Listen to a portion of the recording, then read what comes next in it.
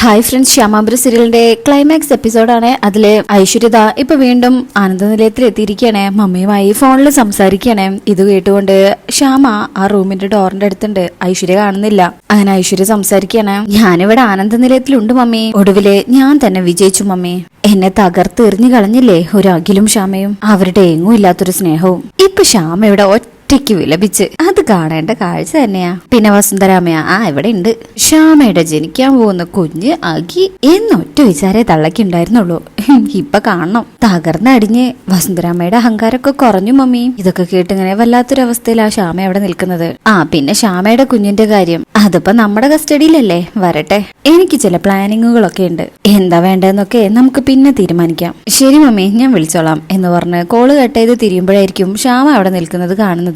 ശ്യാമയെ കാണുന്ന ഐശ്വര്യ ഒന്ന് ഞെട്ടുന്നുണ്ട്. എങ്കിലും പിന്നീട് അങ്ങ് കളിയാക്കി ചിരിക്കുന്ന പോലെ ചിരിക്കുകയാണ്. ശ്യാമ അടുത്തേക്ക് വന്നിട്ട് വയ്ക്കും, എന്റെ കുഞ്ഞ്, എന്റെ മോളെവിടെ? ഐശ്വര്യ പറയും, നിന്റെ മോളെ നീയല്ലേ പ്രസവിച്ചത്? ഞാനല്ലല്ലോ.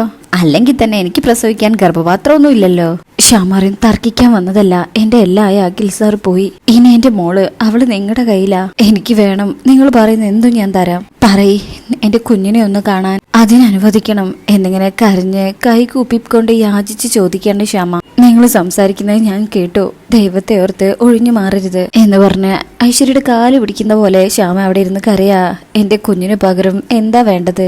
എന്റെ ജീവനാണോ? അത് ഞാൻ തരാം. ഇത് കേൾക്കുമ്പോ ഐശ്വര്യം മനസ്സിൽ വിചാരിക്കും, ഈ ഒരു സന്ദർഭത്തിന് വേണ്ടി തന്നെയാ ഞാനും കാത്തിരുന്നത്. അങ്ങനെ ശ്യാമ കരഞ്ഞോണ്ട് വയ്ക്കും, അതോ ഇനി ഞാൻ ഇതുവരെ സമ്പാദിച്ച പണമാണോ? എന്താ വേണ്ടേ?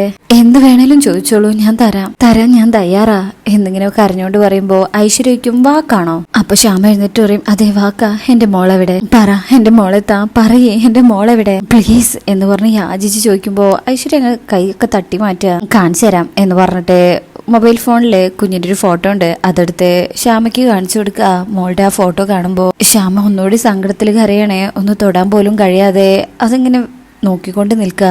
എന്റെ മോള് എവിടെ? എവിടെ എന്റെ കുഞ്ഞ്? എനിക്കിപ്പൊ കാണണം. എന്റെ മോൾ എവിടെയെന്ന് പറ, മോൾ എവിടെയെന്ന് പറ പ്ലീസ് എന്ന് പറഞ്ഞിങ്ങനെ കരയുമ്പോ ഐശ്വര്യ ഫോൺ അങ്ങ് വാങ്ങിക്കും. ഒന്ന് നിർത്തുവോ? കുഞ്ഞിനെ കാണാം, കുഞ്ഞിനെ തരുകയും ചെയ്യാം. പക്ഷെ ഒരു കണ്ടീഷൻ. എന്താ? ഐശ്വര്യ പറയും, നിന്റെ കുഞ്ഞിന്റെ പേരില് വസുന്ധരാമയും അച്ഛനും കൂടി എഴുതി വെച്ച സ്വത്ത് അതെനിക്ക് കിട്ടണം. ഇത് കേൾക്കുന്ന ശ്യാമ ഇതിനു വേണ്ടിയാണോ എന്നുള്ളൊരു ഞെട്ടലിങ്ങനെ നിൽക്കുക. അങ്ങനെ ഐശ്വര്യ പറയും, നീ ആ സ്വത്ത് തരാന്ന് പറഞ്ഞ് കള്ള പ്രമാണം ചെയ്ത് തന്നെ പറ്റിച്ചു. അതിന്റെ പേരിലാ എനിക്ക് നിന്റെ കുഞ്ഞിനെ തട്ടിയെടുക്കേണ്ടി വന്നത്. പിന്നെ നിന്റെ അക്കിയെ കൊന്നത് ഞാനല്ല. അത് കേൾക്കുമ്പോ ശ്യാമ ഒന്നുകൂടി സങ്കടത്തിലാവുക. എനിക്ക് ആ കാര്യത്തിൽ ഒരു പങ്കുമില്ല പിന്നെ എന്നിങ്ങനെ പറഞ്ഞു കൊടുക്കുമ്പോഴേക്കും ശ്യാമ വന്ന് ഐശ്വര്യയുടെ വാ പൊത്തുക. വേണ്ട, അഖിൽ സാറിന്റെ കാര്യം ഇനി എന്നെ ഓർമ്മിപ്പിക്കരുത്. എനിക്കിനി ഒന്നും ആലോചിക്കാനില്ല. എല്ലാം ഞാൻ എഴുതി തന്നോളാം. ഈ ലോകത്ത് എനിക്ക് എന്തിനേക്കാളും വലുത് എന്റെ കുഞ്ഞാണ്. പറയ്, ഞാൻ ഏത് എഗ്രിമെന്റിലാ ഒപ്പിടേണ്ടത് എന്നിങ്ങനെ കരഞ്ഞു ചോദിക്കുകയാണ് ശ്യാമ. ഐശ്വര്യക്ക് ഇതൊക്കെ കാണുമ്പോ എന്തൊന്നില്ലാത്തൊരു ഹരം. പ്ലീസ് ഒന്ന് പറ, എനിക്ക് എന്റെ കുഞ്ഞിനെ ഒന്ന് തന്നാ മതി. കാല് പിടിക്കാൻ ഞാൻ എന്ന് പറഞ്ഞുകൊണ്ട് ശ്യാമ അവിടെ ഇരുന്ന് കരയുന്നതൊക്കെ ഐശ്വര്യ ആസ്വദിച്ച് ചിരിക്കുകയാണ്. ശേഷം പിന്നീട് കാണിക്കുന്നത് ഐശ്വര്യ ശ്യാമയെ കൂട്ടി യഥാർത്ഥ രജിസ്റ്റർ ഓഫീസിലേക്ക് പോവാണ്. അവിടെ രജിസ്ട്രാർ എല്ലാ പ്രമാണവും റെഡിയാക്കി വെച്ചിട്ടുണ്ട്. ശ്യാമയോട് ചോദിക്കും, ഇതില് മേൽപ്പറഞ്ഞ കാര്യങ്ങൾ കേട്ടല്ലോ, അതിന് സമ്മതമാണോ?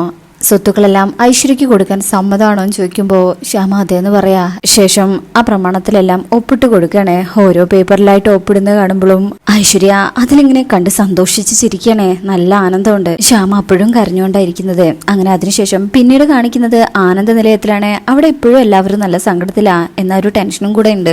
ആദ്യം ഇങ്ങനെ ടെൻഷനോട് കൂടി ഫോൺ വിളിക്കുന്നുണ്ടെങ്കിലും ഫോൺ കിട്ടുന്നില്ല.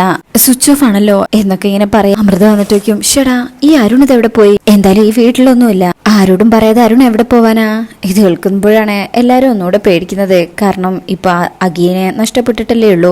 ആ ഒരു പേടി എല്ലാവർക്കും ഉണ്ട്. അശ്വതി കരഞ്ഞു തളർന്നിട്ടുണ്ട്. അങ്ങനെ എല്ലാവരും പേടിച്ച് നിക്കണേ. അമൃത പറയുന്നുണ്ട്, നീ വിഷമിക്കണ്ട, അരുൺ ഇവിടെ എവിടെയെങ്കിലും തന്നെ കാണും എന്നൊക്കെ പറഞ്ഞ് സമാധാനിപ്പിക്കുന്നുണ്ടെങ്കിലും അശ്വതി നല്ല സങ്കടത്തിലാ. അപ്പോഴായിരിക്കും ശ്രീകുട്ടി അങ്ങോട്ട് വരുന്നത്. കയ്യിലൊരു ലെറ്റർ ഉണ്ട്. ഇത് നോക്കിയ അങ്കിളെ, എന്താ മോളെ ഇത് എന്ന് ആദ്യം ഇത് വാങ്ങിച്ചു ചോദിക്കുമ്പോ ശ്രീകുട്ടി പറയും, കത്താണിതാ, അവിടെ ഇരുന്നതാ. അങ്ങനെ ആദ്യം അത് തുറന്ന് വായിക്കാൻ തുടങ്ങുമ്പോ തന്നെ അശ്വതി വയ്ക്കും, അത് ആരുടെ കത്താ? അങ്ങനെ ഇച്ചിരി വായിച്ചിട്ട് ആദ്യം പറയും, അരുണിന്റെ കത്താ. അത് കേൾക്കുമ്പോ ഒന്നുകൂടെ പേടിക്കുകയാണ് എല്ലാവരും. അശ്വതി വയ്ക്കും, എന്താ എഴുതിയിരിക്കുന്നത്? അമൃത പറയും ആദ്യേട്ടനൊന്ന് വായിച്ചേ. അങ്ങനെ ആദ്യ കത്ത് വായിക്കാം. പ്രിയപ്പെട്ട അമ്മയും അശ്വതിയും എന്റെ പൊന്നുമോള് ശ്രീകുട്ടിയും അറിയാൻ. എന്റെ മോൾ എന്റെ ശ്രീകുട്ടിയുടെ ജീവൻ എനിക്ക് വലുതാ. ശ്രീകുട്ടി സന്തോഷമായി ജീവിക്കട്ടെ. ഞാൻ ഇനിയും ഈ വീട്ടിൽ തുടർന്നാൽ ശ്രീകുട്ടിയുടെ മരണം ഉറപ്പാണ്. എന്റെ മോളെ കൊല്ലാൻ ചില പദ്ധതികൾ തയ്യാറാക്കിയിട്ടുണ്ട്. ഞാൻ ഈ വീട്ടിൽ നിന്ന് മാറിയാൽ അവരെന്റെ മോളെ കൊല്ലുന്നെന്നാ പറഞ്ഞത്. അതാണ് അവർ എനിക്ക് തന്നിരിക്കുന്ന വാണിംഗ്. അതുകൊണ്ട് ഞാൻ ഈ നാട്ടിൽ നിന്ന് തന്നെ പോവാണ്. ഇനി എന്നെ ആരും അന്വേഷിക്കരുത്, അല്ലെങ്കിൽ ശ്രീകുട്ടി മോൾക്ക് ആപത്താ. ആദ്യം ശ്രീകുട്ടിയും അമ്മയും അച്ഛനും എല്ലാം സന്തോഷമായി കഴിയണം. എന്റെ മോൾ ശ്രീകുട്ടിക്ക് ഞാൻ ഒപ്പമില്ലാത്ത സങ്കടം ആരും വരുത്തില്ലെന്ന് എനിക്കറിയാം. എല്ലാവർക്കും നല്ലത് വരട്ടെ. ഞാൻ നിങ്ങളെ വിട്ടു പോകുന്നു. ഒരിക്കലും എന്നെ അന്വേഷിക്കരുത് എന്ന് സ്വന്തം അരുൺ. ഇത് വായിച്ചു കേൾക്കുന്ന വസുന്ധരമ്മയും ഐശ്വര്യയും വല്ലാതെ സങ്കടത്തിൽ കരയാ. അശ്വതി ശ്രീകുട്ടിയെ ചേർത്ത് പിടിച്ച് പൊട്ടിക്കരയാ. ശ്രീകുട്ടിയും കരയുന്നുണ്ട്. അമൃത പറയും എന്താ ഇതൊക്കെ, എന്തൊക്കെയാ ഈ വീട്ടിൽ നടക്കുന്നേ, എനിക്കൊന്നും മനസ്സിലാവുന്നില്ല. വസുന്ധര പറയും ഇല്ല, അരുൺ എങ്ങും പോവില്ല. അശ്വതിയെയും ശ്രീകുട്ടിയെയും വിട്ടിട്ട് എന്റെ അരുൺ എങ്ങോട്ടും പോവില്ല. ഇത് ചതിയാ. അപ്പോ ആദ്യം പറയും ശരിയാ, അമ്മ പറഞ്ഞത് ശരിയാണ്, ഇത് അരുണിന്റെ കൈയക്ഷരമല്ല. അത് കേൾക്കുമ്പോ എല്ലാരും ഒന്നുകൂടെ ഞെട്ടാ. അശ്വതിയെ അത് വാങ്ങിച്ചു നോക്കിയിട്ട് പറയും അതെ, ഇത് അരുണിന്റെ കൈയക്ഷരമല്ല. ആദ്യം അത് നോക്കിയിട്ട് പറയും ഇത് ചതിയാ, അവളുടെ ചതിയാ, ഐശ്വര്യയുടെ. അതിനുശേഷം അവിടുന്ന് കട്ട് ചെയ്ത് പിന്നീട് കാണിക്കുന്നത് ഐശ്വര്യ ശ്യാമയെ കൂട്ടി രജിസ്റ്റർ ഓഫീസിൽ നിന്ന് കാറിൽ തിരികെ വരികയാണ്. ശ്യാമ ആകെ തകർന്നടിഞ്ഞിരിക്കുക. ഇത് കണ്ട് സന്തോഷിക്കുക. തകർന്നടിഞ്ഞിരിക്കുന്നത് കണ്ടില്ലേ, ഇത് കാണാൻ എന്ത് രസാ. അശ്വതിനെ അരുണിനെ ഒന്നിപ്പിക്കാൻ ജീവൻ പോലും കൊടുക്കാൻ തയ്യാറായവളാ ശ്യാമ. അതാ ഇങ്ങനെ വന്നത്. ഇവളെ ഞാൻ എങ്ങനെയെങ്കിലും ഇട്ട് അനുഭവിപ്പിക്കും. ശ്യാമ ഇത്ര കഷ്ടപ്പെട്ട് അരുണിനെയും അശ്വതിയെ രക്ഷിച്ചു. പക്ഷേ അവരൊന്നിച്ച് താമസിച്ചോ? ഇല്ലല്ലോ. അത് ഞാൻ സമ്മതിക്കില്ല, ഒരിക്കലും സമ്മതിക്കില്ല. അരുണിനെ എന്റെ ആൾക്കാരിപ്പോ എത്തിക്കേണ്ട അടുത്ത് എത്തിച്ചിട്ടുണ്ടാകും. ഞാൻ എഴുതി വെച്ച കള്ളക്കത്ത് വായിച്ച് അത് വിശ്വസിച്ച് ആനന്ദ നിലയത്തിലുള്ളവർ കഴിയട്ടെ. എന്റെ അരുണിനെ എനിക്ക് വേണം എന്നൊക്കെ ഇങ്ങനെ പറയാണ് മനസ്സിലെ. ശേഷം പിന്നീട് കാണിക്കുന്നത് ഒരു ഓർഫനേജിൽ എത്തിച്ചിരിക്കുക ശ്യാമയെ. അവിടെയുള്ള മദർ പറയും നിങ്ങൾ പറഞ്ഞിരിക്കുന്ന കഴുത്തില് രാധാകൃഷ്ണ ലോക്കറ്റ് അണിഞ്ഞ കുഞ്ഞ് ഇവിടെയുണ്ട്. ശ്യാമയ്ക്ക് സന്തോഷമാവുന്നുണ്ട്, കണ്ണ് നിറയുന്നുണ്ട്. സിസ്റ്റർ എവിടെ എന്റെ കുഞ്ഞ്, എനിക്ക് കാണണം. അപ്പൊ മദർ പറയും കുഞ്ഞിനെ ഇപ്പൊ കാണാം, പക്ഷെ തിരിച്ചു കിട്ടാൻ നിയമപരമായിട്ടുള്ള ചില ഫോർമാലിറ്റീസ് കൂടെ ഉണ്ട്, മനസ്സിലായോ? ശ്യാമ പറയും അറിയാം, എല്ലാം അറിയാം, എനിക്ക് എന്റെ കുഞ്ഞിനെ ഒന്ന് കണ്ടാ മതി, വരൂ എന്ന് പറഞ്ഞു മദർ ശ്യാമേനെ വിളിക്കുമ്പോ ശ്യാമ ഓടി പോവാ. ശരി സമയം ഇങ്ങനെ സന്തോഷിച്ചിരിക്കുന്നുണ്ട്. അങ്ങനെ ശ്യാമ ആ തൊട്ടിലിന്റെ അടുത്ത് എത്തുന്നതും വേഗം അടുത്തേക്ക് ചെന്ന് നോക്കുക. എന്നാ ആ തൊട്ടില് കുഞ്ഞിനെ കാണുന്നില്ല. സിസ്റ്റർ എന്റെ മോള്. സിസ്റ്റർ പറയും കുഞ്ഞു കുറച്ചു മുമ്പ് വരെ ഇവിടെ ഉണ്ടായിരുന്നു, പിന്നെ എന്റെ കുഞ്ഞെവിടെ എന്ന് വെച്ച് ശ്യാമ പൊട്ടിക്കരയാൻ തുടങ്ങുക. ഇവിടെ ഉണ്ടായിരുന്നോ? ആ മദറിനും ഐശ്വര്യയുടെ ഈ ചതി മനസ്സിലായിട്ടില്ല.